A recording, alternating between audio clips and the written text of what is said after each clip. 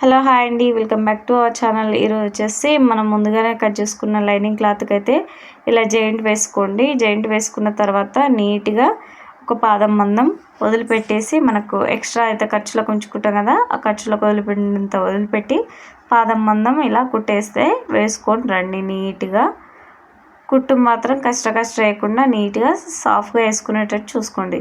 తర్వాత ఈ మధ్యలో వేస్టేజ్ అయితే ఉంది కదండి, మనకు అవసరం లేనిది ఇలా నీట్గా కట్ చేసుకుందాం. ఖర్చులు కుంచుకొని ఇలా నీట్గా ఆ లైనింగ్ క్లాత్ ఎక్కడి వరకు లేదో అక్కడి వరకు అయితే రిమూవ్ చేయండి. తర్వాత పిన్స్ అనేది ఇలా నీట్గా తీసుకొని సైడ్కి అనేది పెట్టుకొని ఇలా టక్స్ అయితే పెట్టుకోండి. టక్స్ పెట్టుకునేటప్పుడు చిన్నగా జాగ్రత్తగా పెట్టాలండి. సిజర్ అనేది క్రాస్లో ఉండాలి. క్రాస్లో ఉండి టక్స్ పెట్టాలి. స్ట్రైట్గా ఉండి మనం టక్స్ పెట్టామంటే ఆటోమేటిక్గా తెగుతుంది, అంటే క్లాత్ ఎక్స్ట్రా కట్ అయిపోతుంది ఆటోమేటిక్గా, మనం ఏం చేయలేము అప్పుడు. సో ఇక షేప్ అవుట్ అయిపోతుంది. అలా కాకుండా సిజర్ అనేది సైడ్కి పెట్టి ఇలా నీట్గా చేయండి. తర్వాత దీన్ని రిటర్న్ చేయండి. మన లైనింగ్ క్లాత్ అనేది కిందికి వెళ్ళిపోతుంది, మెయిన్ క్లాత్ అనేది ఇలా పైకి వస్తుంది. పైకి వచ్చిన తర్వాత ఆ మెయిన్ క్లాత్ మీద ఇంకొక స్టిచ్ అనేది వేసుకోవాలి, అప్పుడు ఇంకా నీట్గా వస్తుంది. సో ముందుగా అయితే మనము ఇవి నాడలకనే వదిలిపెట్టాం కదండి పాట్ది, సో అది రిమూవ్ ఇలా బయటికి తీసుకున్నాను. సో మీ దగ్గర పైపింగ్ ఏదన్నా పుల్ల కానీ ఏదన్నా ఉంటే తీసుకోండి. సో నేను ఫింగర్తోనే తీస్తున్నాను. తర్వాత మనం ఏదైతే డిజైన్ పెట్టుకున్నామో ఆ డిజైన్ మీద అదే స్టిచ్చెస్ మీద సైడ్కి ఒక్కటే కుట్టు ఇలా నీట్గా రావాలి. మీరు పైపింగ్ వేసుకోవచ్చు, కాకపోతే నేను క్లాత్ అంత క్వాలిటీ లేదని చెప్పేసి పైపింగ్ పెట్టట్లేదు, నార్మల్గా కుట్టేస్తున్నాను. సీదా తీసేసి కుడుతున్నాను. సో ఇదే విధంగా మనము మెయిన్ క్లాత్ మీద మొత్తం నీట్గా కట్ చేసుకొని కుట్టేసుకోండి. తర్వాత ఇప్పుడు మనము గమ్ అనేది ఉంటుంది కదండి, ఇది శారీస్కి ఇట్లా అతికిస్తాం కదా, దాన్ని యూజ్ చేసి ఇలా క్లాత్ని అయితే మొత్తం అతికిచ్చేసేయండి. ఇలా అతికేయడం వల్ల మనకి జార్జెట్ క్లాత్ కానీ ఏదైనా జారుడిది క్లాత్ ఉంటుంది కదా, జారకుండా స్టిఫ్గా మనకు తగినట్టుగా ఉంటుంది. లేదు మిషన్ మీద వేస్తా అంటే ఒక దగ్గర హైట్ ఒక దగ్గర లో అలా నీట్గా రాకుండా ఉంటుంది. నీట్గా రావాలంటే గమ్ యూజ్ చేయండి, చాలా పర్ఫెక్ట్గా వస్తుంది. ఇదే విధంగా వచ్చేసి నేను ఇదే విధంగా టక్స్లు కూడా క్లాత్ అంతా కూడా చూపిస్తున్నాను. బ్యాక్ పీస్ మొత్తం ముందుగా నీట్గా అతికిచ్చేద్దాం. తర్వాత ఇదంతా అతికించాక ఎక్స్ట్రా స్టెప్ చేసుకొని సైడ్స్ అయితే వేసుకోండి. ఎందుకంటే ఇప్పుడు అయితే వేసుకోండి. తర్వాత సో ఇదైతే ఫస్ట్ వేస్టేజ్ అనేది రిమూవ్ చేయండి. వేస్టేజ్ ముందే రిమూవ్ చేయడం ఎందుకు చేయట్లేదంటే, మనకి జార్జెట్ క్లాత్ కాబట్టి ఒక దగ్గర ఎక్కువ తక్కువ కావద్దు, మన క్లాత్ అనేది ఎక్కువ ఉన్నప్పుడు ఎక్కువగానే వాడుకుంటే సరిపోతుందని చెప్పేసి నేను లాస్ట్లో రిమూవ్ చేస్తున్నాను ఇప్పుడు. సో కొందరైతే లైనింగ్ క్లాత్ ఎప్పుడు తీసుకుంటామో అదే టైంలో మెయిన్ క్లాత్ కూడా అదే డిస్టెన్స్లో అదే హైట్లో అదే క్వాలిటీలో తీసుకుంటారు. సో నేనైతే అలా తీసుకోవట్లేదు.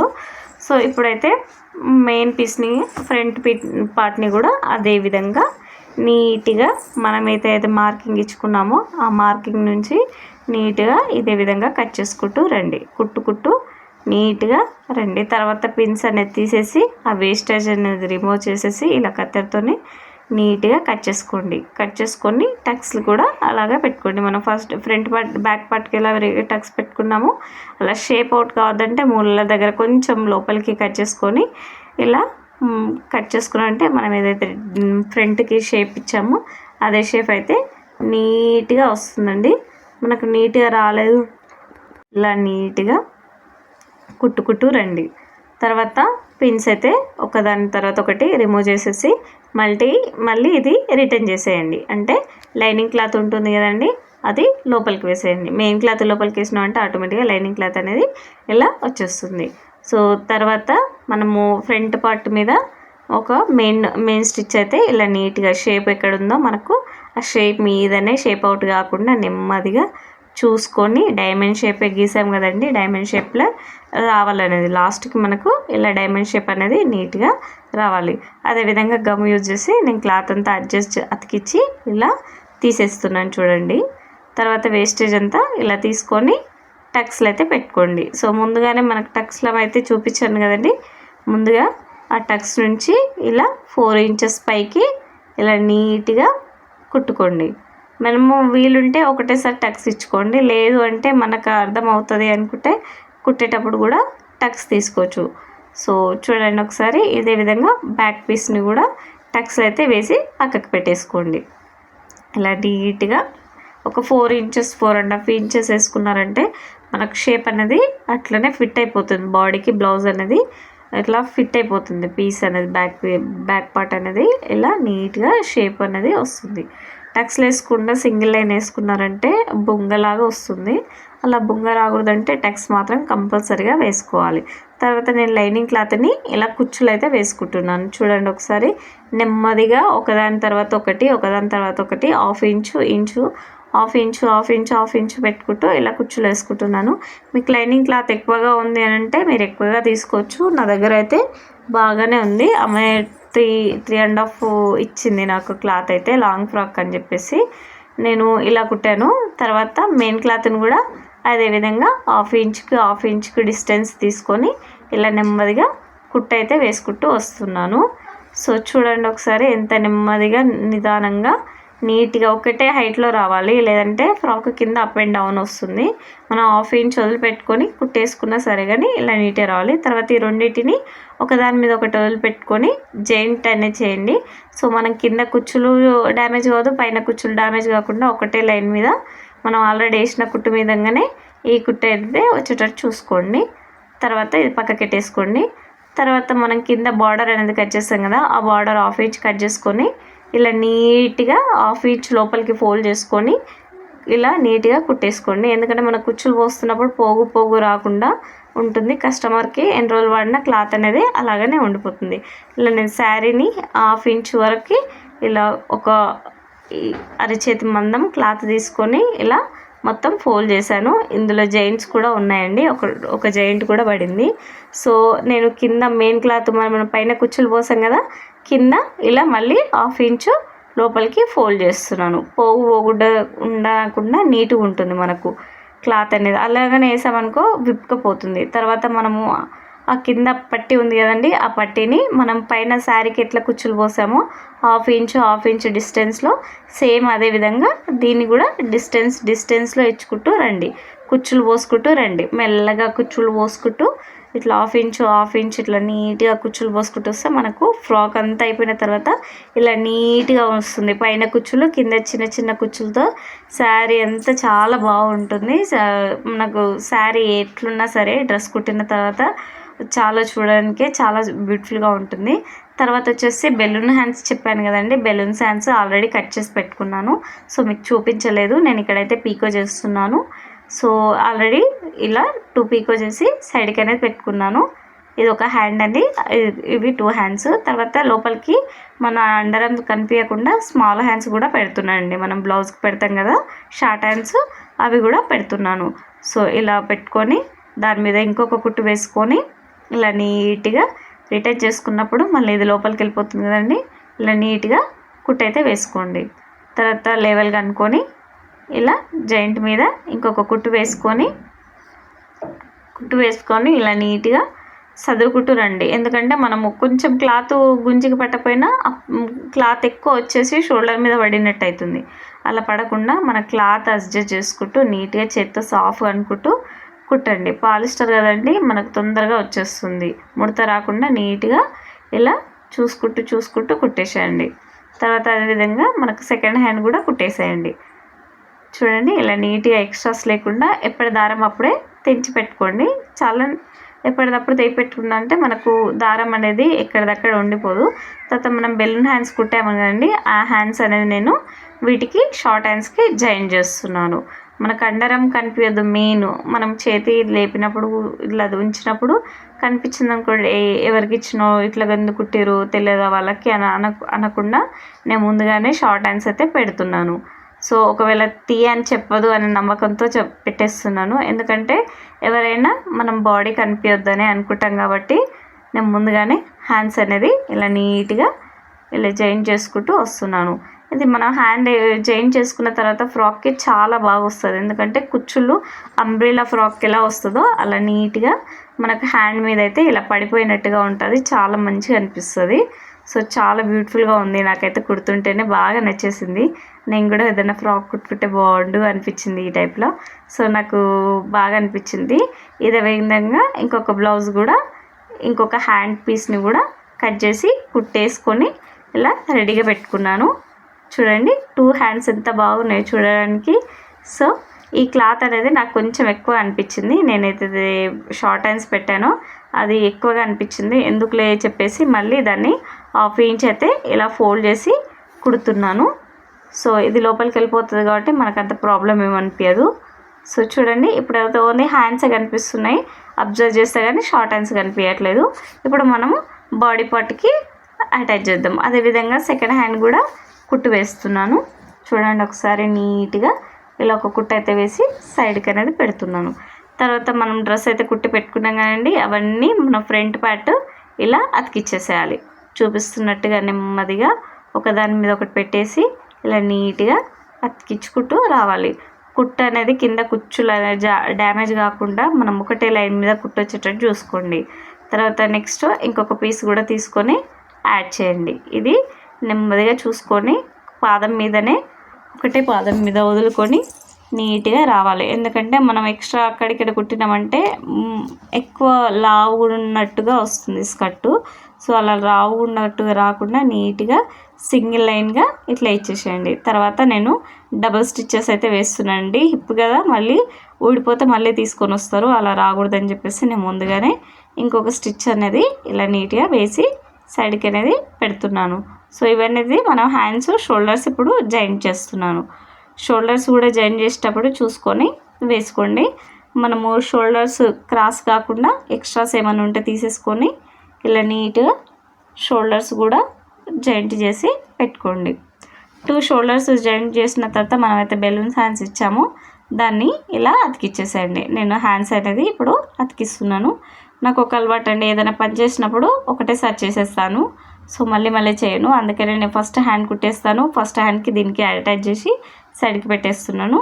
చూడండి ఒకసారి నీట్గా. ఇంకా నేను డబల్ స్టిచ్ చేస్తానండి. 1కి 2 సార్లు కుట్లు వేసినామంటే మళ్ళీ మన కాడికి రిమార్క్ రాదు. ఇచ్చే కస్టమర్లు కూడా రేమో 1కి కుట్లు 2 కుట్లు వేసిస్తుంది అని చెప్పేసి మళ్ళీ ఇస్తారు.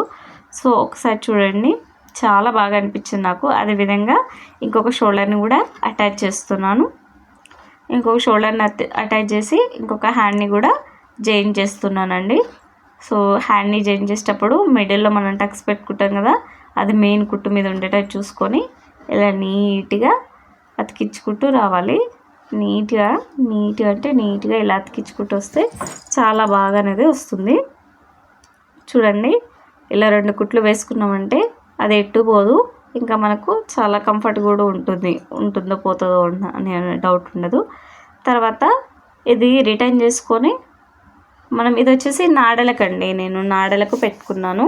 బ్యాక్ కట్టడానికి నాడలు అమ్మాయి ఎంటర్ చేస్తుంది బాగుంటుందని చెప్పేసి నాడలు కూడా కుడుతున్నాను. అంటే వెనక బ్యాక్ సైడ్ నాడలు హిప్ దగ్గర వచ్చేసి ఇవి వచ్చేసి 2 నాడలు కుట్టాను. సో చూడండి, మనం కుట్లు అనేది 1కి 2 కుట్టు అయితే వేయండి. ఒక కుట్టు వేసి రిమూవ్ చేసారంటే అది పిక్కిలికపోతుంది, మనకి డబల్ పని అవుతుంది. అందుకని 1కి 2 కుట్లు అనేది వేసి ఇలా దీన్ని మళ్ళీ రిటర్న్ చేసుకోండి. రిటర్న్ చేసుకుంటే మనకు మెయిన్ క్లాత్ అనేది, ఈ కుట్టుబడిన క్లాత్ అనేది లోపలికి వెళ్ళిపోతుంది.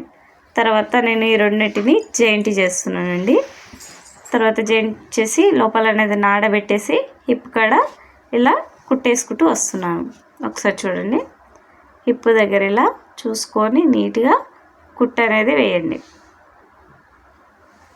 కుట్టేసుకున్న తర్వాత ఎక్స్ట్రా ఉంటుంది కదండి, ఆ ఎక్స్ట్రా అనేది సిజర్తో నీట్గా కట్ చేసుకొని టక్ పెట్టుకోండి. ఇలా మొత్తం అండరం దగ్గర కచ్చర లేకుండా ఒకటే విధంగా లెవెల్గా ఉండేటట్టు ఇలా నీట్గా కట్ చేసి పెట్టుకోండి. ఇంకొక స్టిచ్చెస్ కూడా వేసుకోండి. మనం హ్యాండ్ సైజ్ చూసుకొని స్టిచ్చెస్ వేయండి. సో నేను హ్యాండ్ సైజ్ చూశాను, సో ఇంతైతే వచ్చేస్తుందని చెప్పేసి హ్యాండ్ సైజ్ కూడా వేసేస్తున్నాను. సో ఇది వచ్చేసి నడుం లూజు. ఒకవైపు వేసాను కానీ మనకు ఒకవైపు ఎక్కువ పడుతుంది, ఒకవైపు తక్కువ పడుతుంది. ఇప్పుడు వచ్చేసి ఇంకొక వైపు కూడా అదే విధంగా మనం జాయింట్ అనేది ఇచ్చేయాలండి. సో ఈ రెండింటిని జాయిన్ చేసుకోండి. రెండింటి వైపుని 2 హ్యాండ్స్ని ఒకటే దగ్గర పెట్టి ఇలా నీట్గా జాయిన్ చేసుకోండి. తర్వాత నాడలు ఉంటాయి కదండి, అటువైపు ఒకటి పెట్టాం కదా, హిప్ దగ్గర ఇంకొకటి నాడ కూడా పెడదాం లోపలికి. సో నేను బ్యాక్ అయితే చాలా ఓపెన్ ఎక్కువ పెట్టాను. సో కస్టమర్ ఏమంటారో అనిపించింది, కానీ తర్వాత డీప్ చూసి అక్క చాలా బాగా వచ్చింది అనింది. నేనంటే చాలా హ్యాపీగా ఫీల్ అయ్యాను. సో చూడండి, అదేవిధంగా నెమ్మదిగా మనం అడ్జస్ట్ చేసుకుంటూ ఒకటే లెవెల్గా వచ్చేటట్టు కుట్టు అనేది పైకంటూ క్లాత్ అంతా జరుపుకుంటూ అడ్జస్ట్ చేసుకుంటూ మనకు 2 కుట్లు ఒకటే దగ్గర ఉండేటట్టు మనం మధ్యలో ఇలా కుట్టిన నాడను యాడ్ చేసుకుంటూ ఇలా అయితే కుట్టుకుంటూ రావాలండి. సో చూడండి రెండింటిని జాయిన్ చేసేసాను. సో మనం ఈక్వల్గా రావాలి, అటు నుంచి ఇటు నుంచి ఈక్వల్గా రావాలి. ఇలా 2 కుట్లు వేసుకున్నామంటే మనకి ఇంకా అయిపోతుంది. ఇంకొకటి మనం లైనింగ్ క్లాత్ని కూడా సేమ్ ఇదే ప్రాసెస్లో లైనింగ్ క్లాత్ని కూడా ఇంకొక 2 కుట్లు వేసామంటే ఫ్రాక్ ఆల్మోస్ట్ ఫినిష్ అయిపోతుంది. సో చాలా కష్టంగా ఉంటుందండి ఫ్రాకులు కుట్టాలంటే. ఎందుకంటే కొత్త ఈ అమౌంట్ ఇచ్చేటప్పుడు అయితే ఇంకా టెన్షన్ పెడతారు, అక్క 200 తీసుకోవా 300 తీసుకోవా అంటారు. అదే మనం బయట కుట్టించుకున్నామంటే 1000 రూపీస్ 800 అట్లా పర్చేస్ చేస్తారు. ఇంట్లో ఒక 400 500 ఇమ్మంటే ఇవ్వరు. సో అయినా కూడా ఇంకా నేను అడిగే విధంగా చూసి తీసుకుంటాను. సో ఇలా కుట్లు వేసుకొని క్లాత్ అనేది అడ్జస్ట్ చేసుకున్న తర్వాత ఇలా రిటర్న్ అయితే చేసుకోండి. చూడండి ఎంత బాగా వచ్చాయో. హ్యాండ్స్ అయితే నాకు చాలా చాలా బాగా నచ్చేసాయి. సో నాడలు అనేది పెడుతున్నానండి. ఇప్పుడు నాడలు అనేది ఇలా 2 చీలికలు తీసుకొని నాడలకైతే ఇలా కుట్టి పెట్టుకున్నానండి. సో వీటిని కూడా రిమూవ్ చేశాను. ఈ నాడలకు ఇప్పుడు కింద బుట్టీలు వేస్తాం కదండి. మా సైడ్ అయితే బుట్టీలు అంటారు, మీ సైడ్ ఏమంటారో తెలియదు నాకు. ఇలా గంటల్లాగా వస్తాయి కదా, వాటిని ఇలా వేసి ఇలా ఫోల్డ్ చేసుకొని సమోసా లాగా ఫోల్డ్ చేసుకొని ఇలా కుట్టేసుకొని రివర్స్ చేసుకుంటే నీట్గా వస్తుంది. సో నేను ఒకటి వేసాను, ఒక్కొక్క దానికి 4 వేద్దాం అనుకుంటున్నాను. సో చూడండి ఒకసారి, ఒకదాని తర్వాత ఒకటి ఒకదాని తర్వాత ఒకటి. ఇక్కడ 2 వేసాను, ఇంకొక 2 వేస్తాను. మధ్యలో ఒకటి వేస్తే బాగుండు అనిపించింది, ఇంకొకటి మధ్యలో కూడా వేస్తున్నాను. అదేవిధంగా రెండింటికి కుట్టుకోవాలి. చూడండి బుట్టీలు వేసిన తర్వాత ఇందులో మనకు చాలా వెరైటీ ఉంటాయి. సో నాకు 4 ఫ్రాకులు ఉన్నాయి కాబట్టి ఒక్కొక్క దానికి ఒక్కొక్కలాగా పెడదాం అనుకుంటున్నాను. సో అదే విధంగా ఇంకొక దానికి కూడా ఇంకొక నాడకి కూడా ఇదే విధంగా పెట్టండి. నాడ అని అంటాము, మీరేమంటారో తెలియదు. సో చూడండి డోరీస్ అంటారు కొందరు.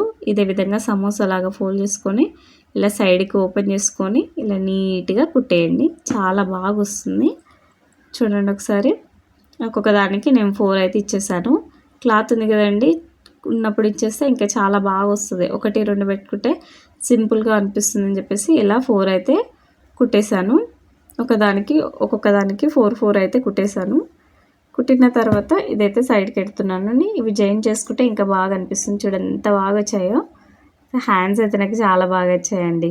తర్వాత ఈ నాడలని కొంచెం ఫోల్డ్ చేసుకొని ఎక్స్ట్రా తీసేసుకొని పోగిపోయింది పీస్ని పక్కకి పెట్టుకొని ఇలా స్క్రబ్ చేసుకోండి. ఇట్లా రబ్ చేసినట్టయితే నీట్గా మనకు ఇంకా అది ఎక్కడ పోదు. ఇలా రబ్ చేసుకుంటే చాలా బాగా వస్తుంది. ఇలా ఎక్స్ట్రా ఉన్నది కూడా కట్ చేసుకొని సైడ్కి పెట్టేసుకోండి.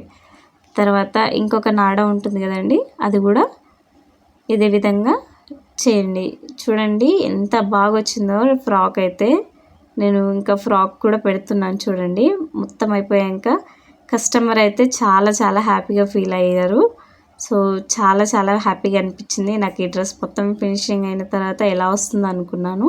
డ్రెస్ చాలా చాలా బాగా వచ్చిందండి. నీకు మొత్తం ఫోటో పెడతాను. థ్యాంక్ యూ సో మచ్ అండి. ఇలానే వాచ్ చేస్తుండే డెఫినెట్గా నా వీడియోని ఎవరైనా సబ్స్క్రైబ్ చేస్తే సబ్స్క్రైబ్ చేసి సపోర్ట్ అనేది చేయండి. Thank you so much all.